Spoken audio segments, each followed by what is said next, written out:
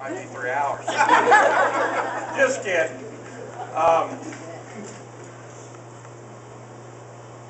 It's hard to explain. When I first started for the school district, I was 21 years old.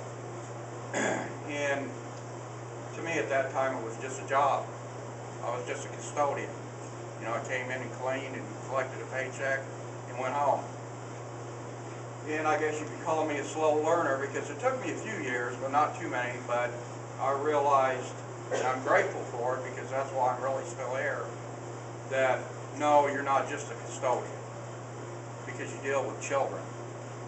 And that's why I have so much respect for teachers. I mean, that's to me the most difficult job, and you're taking on the biggest responsibility of any job I know of. I just admire teachers to death because of the responsibility you have.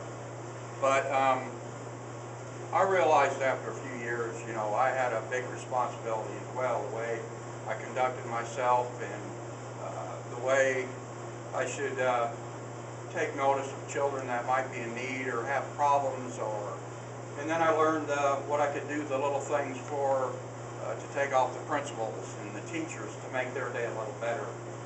And once I realized that and knew I was more than just a custodian, I guess you could say I didn't like the job any longer. I loved the job, and I actually have stayed for the kids. There was a point in this building, and it was beyond my control. I tried to be happy, but for a few years I wasn't exactly happy, and it was beyond my control. I couldn't help it. And leadership, different leadership does different things. People lead in different ways, and I've seen a lot of different leaders come and go in this building.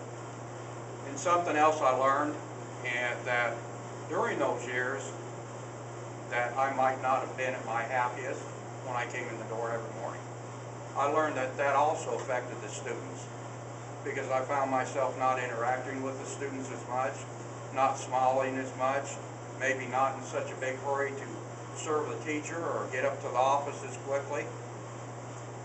But that changes, and I've never been the kind of person to commend somebody or shake somebody's hand or go out of the way for my own benefit.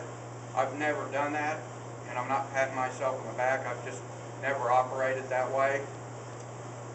But in all honesty, I want to say that because of Mr. Mitchell's leadership in this building, you've got to understand, I'm not trying to get a job, I'm leaving a job.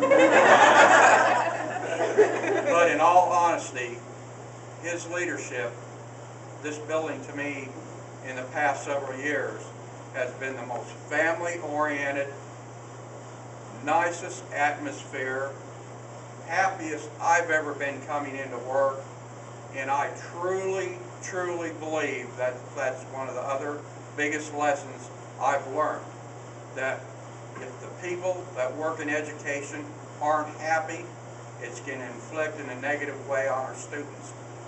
So I thank the teachers in this building, I thank our administrators, I thank Mr. Cook, Mr. Mitchell, because you have to be a people's person if you're going to make it in this business, and if you're not, we're not doing our children justice.